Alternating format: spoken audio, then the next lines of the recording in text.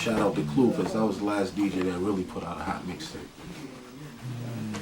And that was years ago. Like, you could pick up a Clue tape and be like, I don't even want to see the list.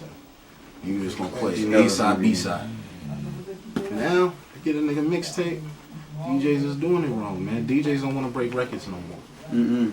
They got their artists. Only their own artists. They got their own artists starting it off on first. Like, come on, that ain't the first song a nigga want to hear when they cop a mixtape, man. They want to hear what's really going on, you know what I'm saying? Like, it's too much cheesing in the game. And I feel, you know, like a nigga like Clue did it the right way with Fab. He broke them years ago. Now everybody doing it. It's like nobody follows suit. Like, Smack came out with a DVD.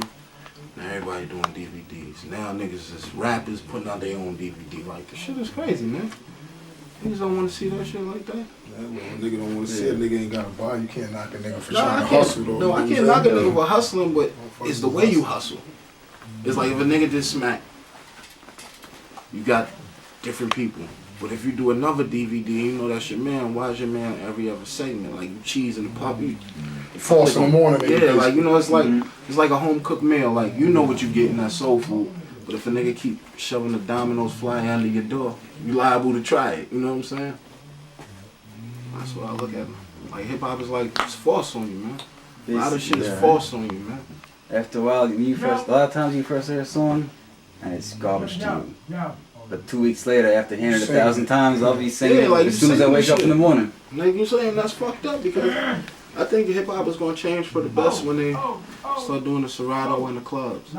Yeah. In November, so it's gonna change, because you know it's really, when you go out, you know what you want to hear. And if that ain't popping, then it's over. Right? Nigga really gotta grind.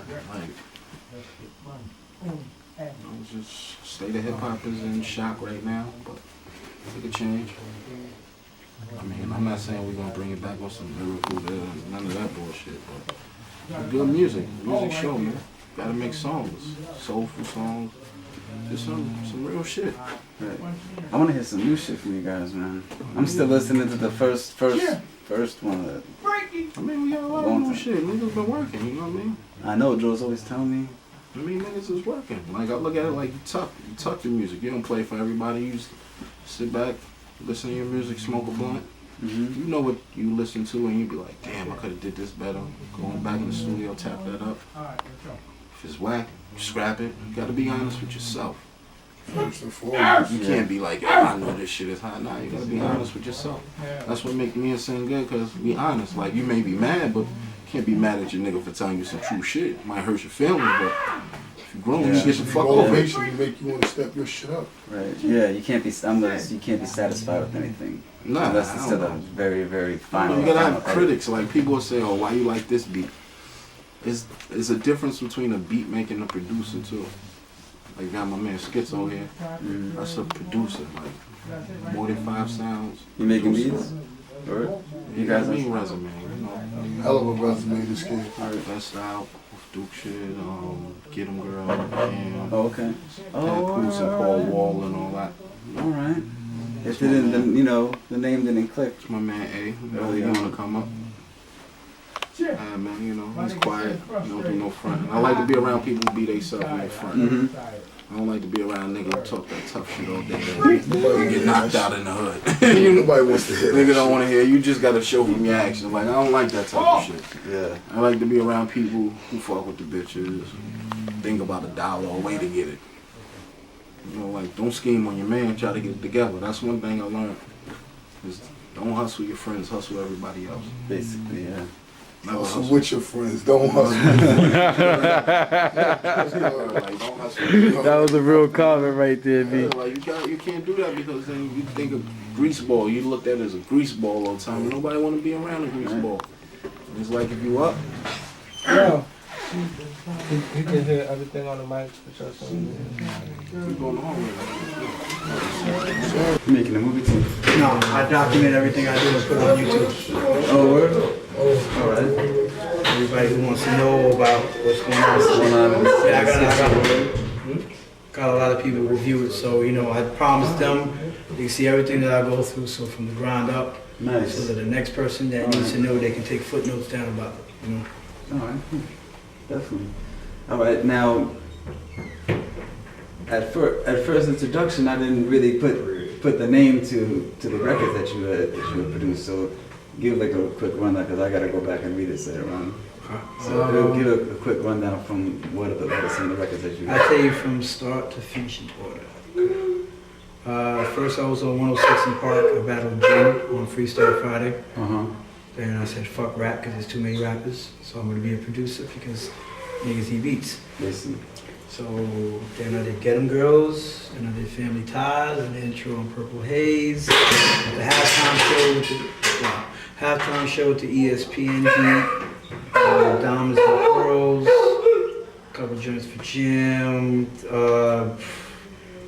did play with a mic check, shout to Neil for that. The joint Losing My Love, Best Out, Ride Shotgun, Pat Piece for a Wall. Got joints with, I got a joint on K Slate album. He ain't come out with that yet. He's got the Locks, McGruff, Black Rob, Games. So it's too much. It's a lot of shit. Reggae artists, I'm not even talking about. What kind of machines are you using now? MPC? I can use whatever I get my hands on. I made beats on GarageBands and Phantoms and SP1200s, but my personal favorite is my MPC. And I got the Motif, and I got the Proteus 2000. But, you know, whatever I get my hands on. If you give me a mic and a fucking cup with 2 sticks, I'll make a beat out of that. Oh yeah. So what were you always into digging for records, or was it just, you know, let me switch, let me get into beats?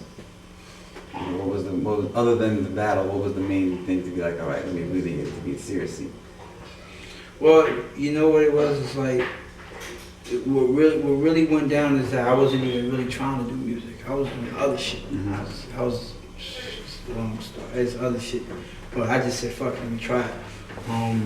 When niggas started listening to my beats and they said, yo, this shit's hot, you can really do something with it. And I was like, all right, well, whatever.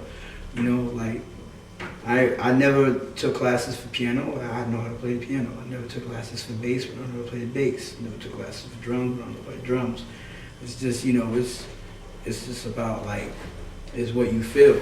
You know, a lot of dudes that rap or make beats do it because they think they can. It's not about what you can. There's a difference between a hobby and a passion. If you have a passion for it, then go for it. If you're doing this shit for a hobby, then you need to stand back and let a real dude who is trying to do this for a living walk by. That's why everything's all congested. Now everybody thinks they producers because they got Reasons and Fruity Loops and all this other shit. And they think they press one button on the key and the shit plays like 30 notes and they're a producer. No, that's a beat maker. Producer is a dude who can actually put the shit and come up to the rapper and be like, yo, I think you should do this. This would sound hotter than if you do this, ride with the beat and whatever. That's producing. That's so, yeah. It's a big difference. How did you link up with getting a lot of these beats in terms of doing the Diplomats records? Give Adrian his credit. Actually, it wasn't Adrian. I met Adrian before. I was with Diplomats before Adrian. Give Adrian his credit. Adrian though is my dude. I'm gonna say right now, there's a lot of tracks that he did like A&R wise. Like he just was like telling me like, yo, you should do this and this and that. So Adrian got a lot. Like Adrian's my inside source when it comes to Diplomats. Okay. So anything that I need to know, I go to Adrian. Adrian, that's my nigga right there. Okay. So. But when I first started was because J.R. Ryder picked Get 'Em Girls. And then Jim heard Get 'Em Girls and they both wanted to beat. And then Cam just came out and said, well, you know what, I'm gonna do it. And then he did it and shit was good and it went on the album. That's how it happened because I was on the street team on Def Jam when I was 15. Oh shit. So I used to run around Def Jam all the time. But you know, my man right here was hiding the cut. There's a lot of joints. Like if I need to know what album's coming out now, I'll just ask him like, yo, who's working on the album now? He'll tell me. So you make some shit for it. Yeah, have it already in there. So. Do you have someone in mind when you're making a beat, or? Sometimes I do, sometimes I do. My name is Schizo, so I go all over the fucking place. I don't even know. I mean, it just depends on like what it is. Like if Ash needed a beat. If he told me like, yo, I want something that sounds like this, 5 minutes later I'll have it. Right. If I'm just trying to think about it, like for whoever, it'll take me an hour probably. Like you never know. It's that vibe that you feel. It's what the artist brings to you. Mm-hmm. So you know, Ash, he's like, if he's an aggressive artist, so it makes me just want to sit down and think of some shit that, you know, sounds like the world's about to end. And I give it to him, and he makes the apocalypse.